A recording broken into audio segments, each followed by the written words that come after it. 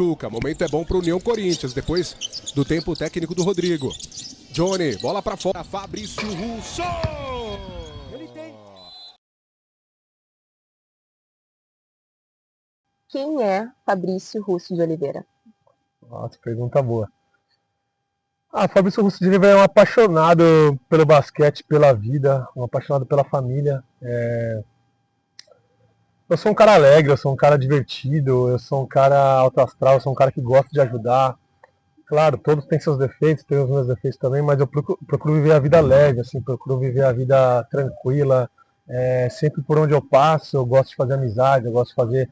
Até que nesses 20 anos de carreira aí, eu passei por muitas cidades, e eu tenho amigos e inclusive compadres em várias cidades, assim.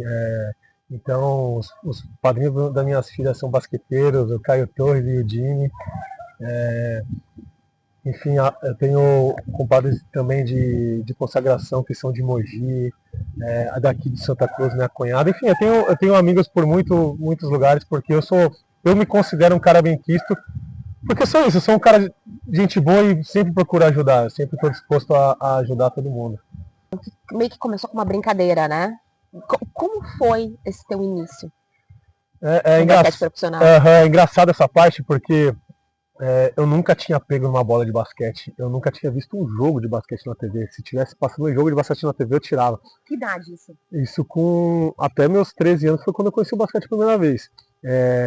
Eu queria ser jogador de futebol. Como todo moleque brasileiro, nós estamos no país do futebol, né? E jogador de futebol. Fiz até muitas besteiras, adolescente, né? Eu cabulava aula, fingia pra minha mãe que ia pra escola, não ia pra escola, ia pra quadrinha pra jogar bola, ia pra um clube da prefeitura lá pra jogar bola. Se não me engano, eu faltei, não façam isso, criançada, faltei quase um mês de aula até minha mãe descobrir.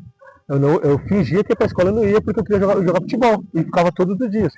Até que te entregaram. Até que a escola ligou pra minha mãe e falou, o que aconteceu? O Fabrício tá bem, não sei o que. Aí, nossa, aí apanhei que nem, né?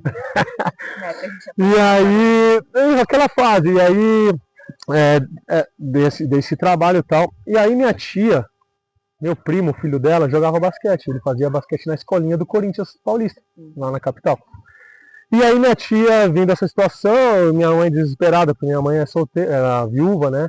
Ela criou minha irmã sozinha, então era uma batalha, tem que trabalhar para sustentar duas crianças, não é fácil. E ainda tem que controlar essas situações que eu burlava ela, né? Não façam isso de novo. E aí minha tia tentando ajudar, o Bruno, meu primo, ele tá indo pro Corinthians. Vamos falar com ele para ir lá tal, jogar basquete, não sei o que, é uma atividade também, e aí vai ensinar, vai educar ele, vai ter disciplina. Veio falar comigo, Fabrício, vamos lá fazer com o Bruno e tal. Que tia? Que basquete, tio? O que é isso? Bola laranja? Nunca peguei numa bola de basquete. Não, vamos lá, tia, eu quero jogar futebol, tia. Esquece, eu quero jogar futebol. Por que você não faz assim? Ela falou pra mim. Vamos lá, você é alto. Com certeza eles vão querer te pegar. Você é um cara alto. E eu jogava de zagueiro, goleiro, enfim, essas posições que dá pra jogar um cara alto, né, futebol. Vamos lá. Você vai entrar na escolinha, eles vão querer te pegar, você é novo, você é grande. Você estando lá dentro, é mais fácil de você conhecer alguém de futebol para conseguir um teste para você passar. Aí eu fiquei pensando, brilhou. Falei, tia, a senhora tem razão, eu vou lá. Rose, primeiro dia que eu fui, primeiro dia, peguei na bola de laranja, fiz o treino na escolinha, nunca mais chutei uma bola de futebol. Nunca mais. Pai, amor à primeira vista. Amor à primeira vista. Muito, muito. Foi muito legal. Esse daí foi o start inicial, assim, sabe? Aí fiz escolinha, foram só 2 meses de escolinha, nunca tinha pegado uma bola de basquete. Fiz 2 meses de escolinha, aí já virou o ano. E aí era ano de teste, tal, fiz teste no Palmeiras, fiz teste no Corinthians, eu morava mais perto do Corinthians, morava no Tatuapé, lá em São Paulo, Zona Leste. Passei nos dois. Daí escolhi o Corinthians, porque eu já fazia escolinha lá, escolhi o Corinthians para ser federado, e aí fui federado no Sub-14, no meu primeiro ano de basquete. 2 meses de 13 anos foi escolinha, e dali foi até aqui, até em Santa Cruz. Muita coisa aconteceu. Né? Que loucura. E Bricinho, é Bricinho, né? A galera gosta de chamar de Bricinho, Brício, Fá, a Júlia te chama de Fá, né? Qual o momento mais marcante da tua carreira? Deve ter vários, você quer que eu escolha um? Quero que você fale um. Vamos falar de se você quer falar de títulos, vamos falar dois, me deixa eu falar só dois. Vai, Tá fala, bom. fala. De títulos, claro, o campeão sul-americano, que a gente foi campeão invicto por Mogi. Foi um ano muito legal, a gente tinha um baita time. Inclusive esse ano a gente foi campeão paulista também. Foram 2 títulos nesse ano. Mas pra mim, o mais impactante foi quando a gente chegou na final do NBB, que eu era um cara de rotação, né? Eu era o reserva do Tyrone, que era ídolo na cidade, foi ídolo em vários times que ele passou aqui no Brasil, um cara 10. E aí eu tive que me reinventar para poder jogar, para poder mais tempo. E eu acabei pegando a posição no final da na reta final dos playoffs, já do NBB, a posição do Caio Torres, que era o 5. Então jogava eu e Tarone, um de 5, um de 4. E eu acabei sendo titular nas épocas do playoff. E aí quando a gente passou da semifinal, imagina, eu tenho 1,98m, eu falo que tenho 2 porque eu jogo de tênis, né? Então eu tenho 2 metros, E aí eu tive com 2 metros, tive que marcar na semifinal um Varejão, Nossa. cara talentosíssimo, NBA, ídolo, JP Batista. Nossa. Você imagina o quanto que eu apanhei. E graças a Deus eu dei conta. O Guerrinha fala até hoje que o Fabrício marcou Varejão, JP anulou os caras. Porque eu era mais ágil, tomava frente deles, não deixava eles receberem. E quando eles vinham me marcar, eu estava de frente, ou eu cortava, porque eu era mais rápido, mais ágil, não como agora no último ano. E eu tinha um baita arremesso, então era difícil para eles me marcarem. Então, para mim, ter esse ano que a gente foi visto no NBB, que a gente perdeu pro Paulistão na final, mas o jeito que foi, a superação que eu tive ao longo da temporada, sendo titular na reta final também, que é a época mais importante, acabamos deslizando para o Paulistano, mas tirar aquele Flamengo com Marcelinho, JP Batista, Varejão, Cubidian, era um time impressionante. Então, para mim, foi o ano mais marcante. Assim. Fazer parte dessa história, Fazer né? Fazer parte. Qual o maior obstáculo que tu teve que superar dentro e fora das quadras? Tá, muito boa pergunta, muito boa pergunta. Assim, ó, foram 2, tá? Antes, no período de... E aí, vai virar jogador ou não vai? Que tem aquela fase de moleque, Antes não tinha, na minha época, não tinha LDB. Então, com 18 e 19 anos, você era juvenil. 18 anos você era juvenil primeiro ano, 19 anos você era juvenil segundo ano. Você era juvenil. Depois de 19 anos, você vai jogar contra Marcelinho, adulto, profissional. Não tinha... Por isso que muitos jogadores bons pararam de jogar porque não tiveram oportunidade. Como, graças a Deus, veio a LDB agora, que os meninos têm quadra, têm ritmo de jogo, até 22 anos para eles desenvolverem o basquete deles. Então aí, isso para mim foi muito marcante, porque eu me destacava na categoria de base, eu já trocava no adulto, eu estava sempre fazendo parte. No último ano, meu de juvenil, eu jogava adulto também, mas ali para virar a chavinha foi muito difícil, sabe? Eu fui degalgando, meu primeiro ano de profissional foi lá em Mogi, depois saindo de Mogi eu vim para cá para Santa Cruz, joguei um gaúcho aqui em 2005, joguei um gaúcho aqui, depois voltei para São Paulo, joguei um sub-21, enfim, eu falo que eu virei jogador mesmo lá em São José, depois do sub-22, minha idade de 22, não tinha sub-22, eu fui para São José e aí lá com o Rex Marrelli fui desenvolvendo e aí eu comecei a jogar bem. Mas Quanto tempo em São José, né? Fiquei 4 anos em São José. Eu tenho 4 anos em São José e nas 2 passagens de Mogi eu tenho 7 anos em Mogi. Foram 2 times que eu mais fiquei assim, quase 10 anos de basquete só em 2 lugares, né? Bacana isso, muito né? Legal, você cria identidade, você fica Com conhecido, time, com tudo, com a comunidade, local, com a torcida, com o time, com a diretoria, enfim. E esse foi um momento muito difícil para me tornar jogador por conta disso. A gente não tinha mais do que 19 anos para tentar alcançar um time adulto.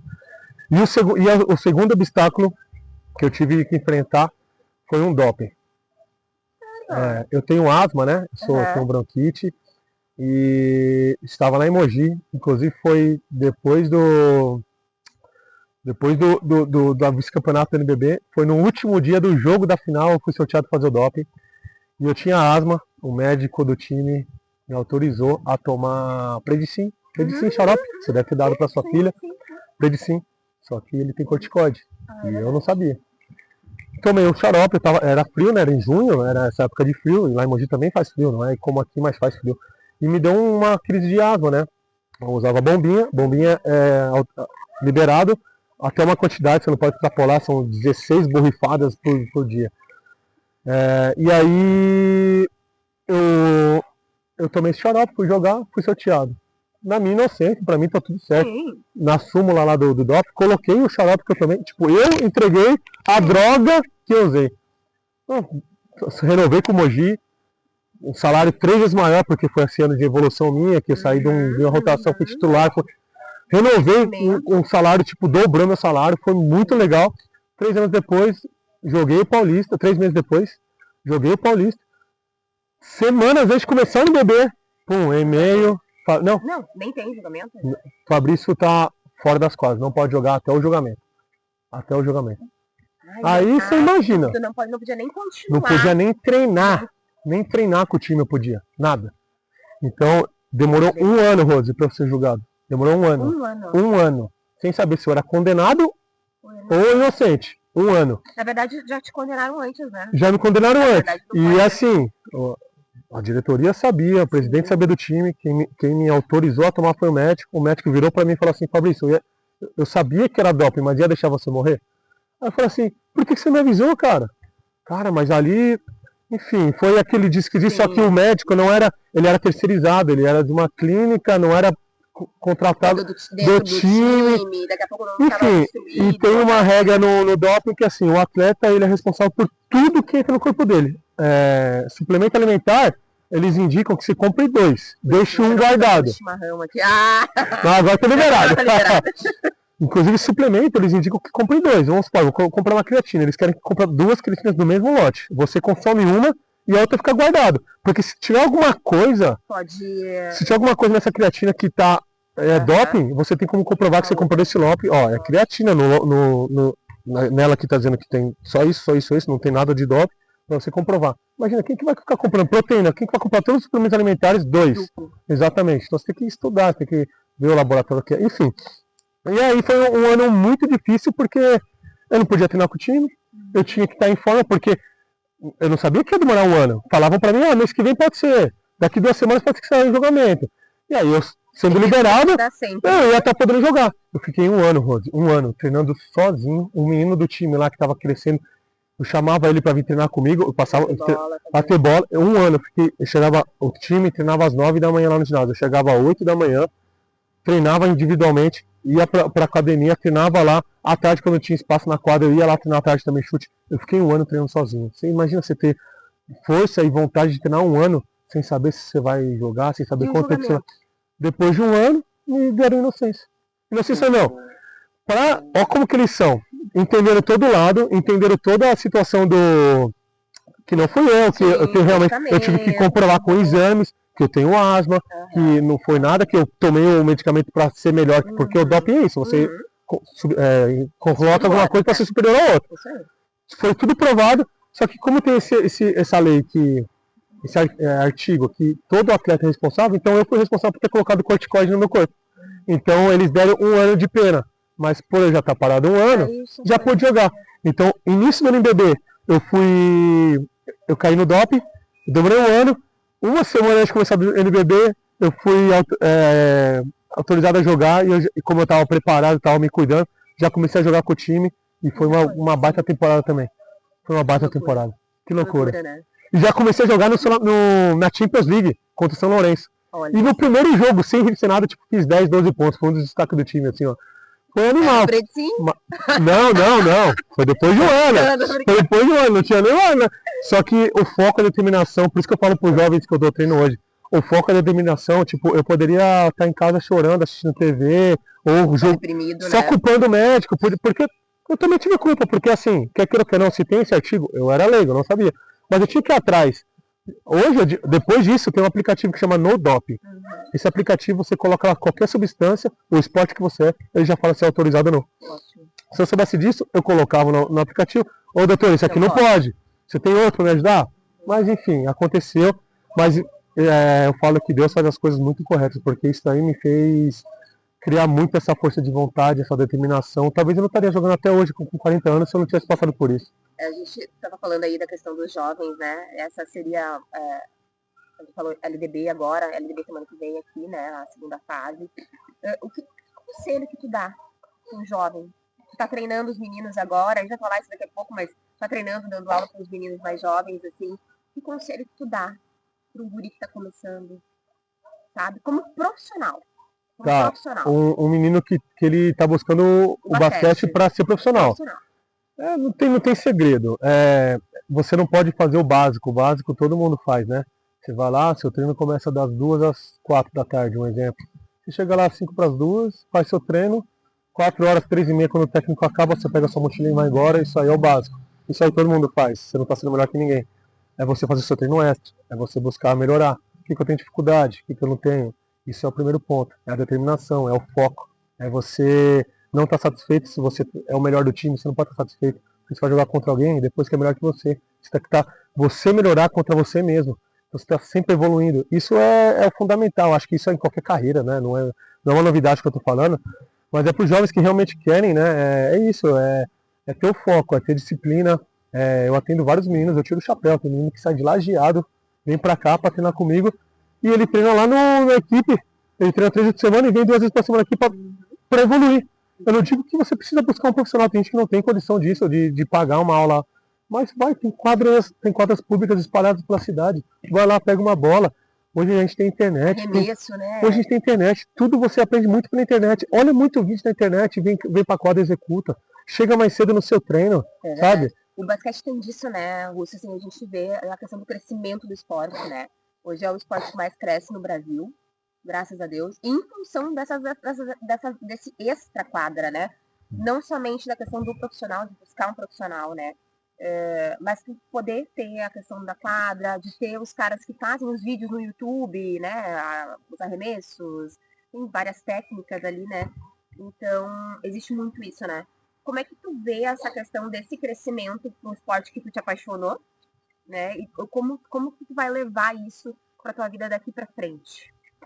É legal, porque assim, eu sou de uma época, né, quando eu comecei a jogar, o basquete, ele era o segundo esporte do país. Ele era assim com o futebol. Passava todos os jogos na Band, TV aberta, era animal. Pô, ver os caras jogar, era impressionante, sabe? Ele já estava mais para a época de se aposentar, quando eu comecei a jogar, mas era espetacular. O basquete ele foi muito reconhecido uns anos atrás, sabe? E aí, por conta de N coisas que a gente pode falar aqui até amanhã, o basquete quase entrou em falência mesmo, ia se tornar um esporte amador, eu tenho certeza.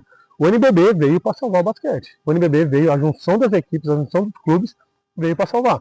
E a cada ano está melhorando, então a gente vê mais visibilidade, a gente vê grandes empresas entrando para apoiar. Então meu sonho mesmo é que o basquete se torne de novo o segundo. A gente sabe que bater futebol no nosso país é muito difícil, né? Porque é a tradição, desde 1900 e bolinha aí que a gente 800, 700 e bolinha, vamos colocar assim, que futebol é o esporte número 1. Mas a gente pode voltar a ser o segundo, equiparado assim, a gente vê um vôlei. Por que o vôlei hoje, na minha opinião, é o segundo esporte? Eles são muito bem estruturados, eles fizeram um ótimo trabalho, estão sempre nas Olimpíadas, estão sempre ganhando medalhas, eles foram campeões em tudo, por conta desde a base. Gestão, desde a base. A gente pega hoje no basquete, infelizmente, muitos meninos que chegam são muito crus, eles não conseguem correr, sabe? Então acho que falta muito profissionais que peguem esses meninos e ensinem, sabe? Dentro de uma brincadeira lúdica, dentro de uma brincadeira, mas ensinem eles a correr, a eles se deslocarem, a ter noção corporal, né? Isso a gente pega até no adulto, conversando com o Alex esses dias aí, no time profissional dele lá, e tem que ficar ensinando o beabá dos meninos aqui também. Coisas simples que a gente tem que aprender na base. Tá? Mas a gente vê hoje, inclusive nesse campo que eu estou participando, tem muitos técnicos de base.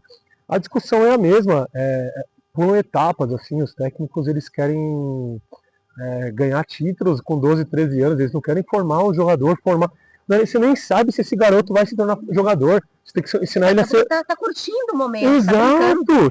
Você tem que ensinar ele a formar uma pessoa, formar um cidadão primeiro. Segundo, formar um atleta com disposição, ensinar a disciplina do esporte, ensinar o que o esporte pode causar na vida dele, não só pensando em profissional, assim, sabe? Então, acho que é muita coisa, assim, mas eu sonho mesmo um dia que o basquete volte a ser o segundo do país. Esse é o meu sonho. E eu vou lutar por isso, eu quero fazer parte disso.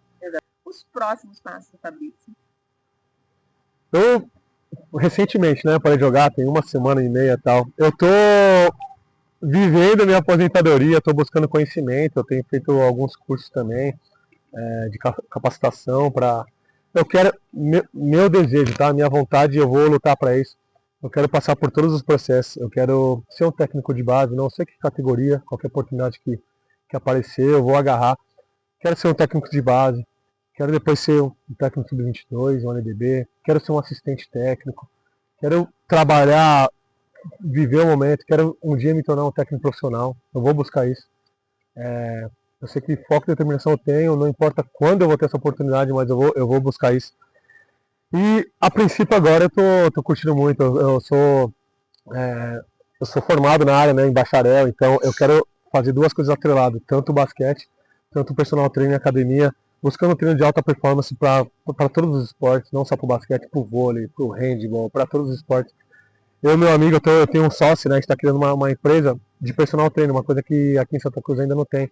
A gente vai buscar personal trainers, cada um com a sua identidade. O que ele tá fazendo? O Miguel ele é da engenharia.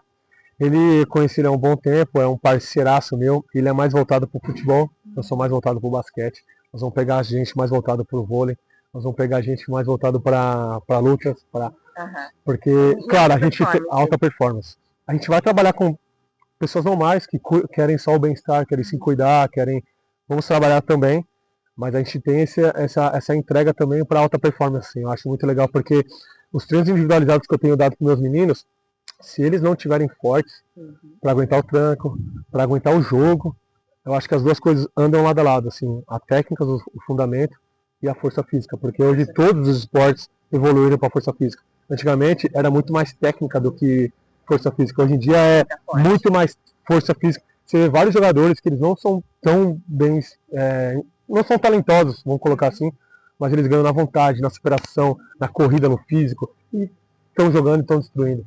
Então a gente sabe que essas duas coisas são atreladas, e isso a gente quer oferecer na nossa empresa, assim. Tem, né? Tem um campo, tá crescendo, né? A gente tem um monte de esporte aqui, mas a questão do basquete, até quando o pessoal vai jogar, né? Exato. Né? E aí, nisso, assim, o que a gente quer fazer? Por enquanto a gente vai oferecer esses serviços em academias, em breve eu vou fazer uma parceria com quadras, para poder dar meu treino em quadra também fechada, criar grupos e tal. Mas em breve a gente quer abrir um laboratório MF, que é Miguel e Fabrício, a gente vai montar um nome, mas é um laboratório em primeira mão. A gente está indo atrás disso para abrir, aí sim, com um espaço para a gente trabalhar com peso, enfim, com deslocamento, com caixas, para a gente trabalhar. A gente vai abrir nosso lugar. Vamos colocar que é meio uma academia, meio um crossfit, meio funcional, mas é específico, sabe?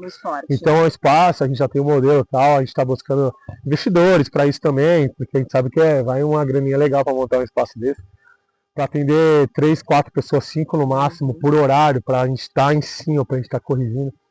Então esse é o futuro, sabe? Mas é lógico, não dá para fazer tudo de uma vez, a gente tem que focar com calma, e hoje eu estou focado muito em agarrar as oportunidades que vão vir para ser um exemplo, um técnico de base, ou um sub-22, ou até estar no time adulto, tá no time adulto profissional, tá junto, aprender com o Rodrigo, aprender com o Ima, enfim, vamos ver, são as oportunidades que vão surgir, ainda não falei nada com ninguém, tô curtindo essa minha aposentadoria, mas isso, mas esse é o primeiro passo, e já tô dando treino também de personal treino na academia, tem o menino do vôlei do Mauaca, eu tô dando treino para ele, tem outras pessoas comuns que querem buscar qualidade de vida também, eu tô dando treino, então... Na quadrinha, aqui inclusive, e na quadrinha, o menino vem de Lajeado, eu dou treino nessa quadrinha aqui pra ele. Então, eu já tô aposentado, mas eu tô aposentado trabalhando. Não tem isso, não tem o que fazer. A gente sabe que são ciclos, né? Eu encerrei um ciclo, agora vai começar outro. Não dá pra parar também, né? Não, tem duas pequenas pra criar, né? Não tem as contas elas não param, Assim, um recado final, assim, tipo, que sua família, quer dizer, a sua esposa daqui, né? Então, por que tu escolheu Santa Cruz? Eu escolhi Santa Cruz por ser uma cidade muito legal, uma cidade limpa, uma cidade que tudo funciona, uma cidade que não é perigosa. Eu vi meu último ano do Rio de Janeiro, né? Eu estava morando no Rio de Janeiro, uma cidade maravilhosa, praias fantásticas, uma das melhores cidades que eu já morei. Mas você não vive tranquilo, você não vive em paz. Como que eu vou criar minhas duas filhas, uma de 4, amo minhas filhas, uma de 4, uma de 2 anos, Lara e Vitória. Como que eu vou criar minhas filhas numa cidade dessa, assim, sabe? Eu sou de São Paulo, mas há muito tempo que eu não falo, não, quando para jogar, não vou morar em São Paulo. E eu com a minha esposa, a gente conversando, nós tínhamos duas cidades assim que a gente gostaria de morar quando eu parasse. Que era aqui em Santa Cruz, por ter apoio familiar também, a família dela está aqui, os avós, a minha cunhada, enfim, todo mundo, e primos. E a outra cidade que a gente se apaixonou, que em breve a gente quer, mas deixando uns anos pra frente, Maceió. Nossa, Maceió é tudo demais, assim. Lógico que a gente foi visitando, mas a gente foi umas 5, 6 vezes. A gente gostou muito da cidade, com qualidade de vida. Então, futuramente, não sei quando a gente quer morar em Maceió, mas é muito a longo prazo, porque eu quero que minhas meninas cresçam aqui, que elas tenham a cultura aqui de Santa Cruz do Sul. Eu quero que elas vivem numa cidade tranquila, eu quero que elas tenham os avós presentes. Sempre que dá, vou tentar trazer minha mãe para cá. Inclusive, é uma coisa que eu quero já fazer, trazer minha mãe para morar para cá, ela é aposentada, enfim. Minha irmã está trabalhando lá em São Paulo, então é mais fácil só da minha mãe vir. Deixar as crianças se criarem aqui. Se criarem aqui. Familiar, e aí, futuramente, vai. Se Deus abençoar, se for do propósito da gente, se for do destino, a gente vai. Essas são as nossas metas. Assim.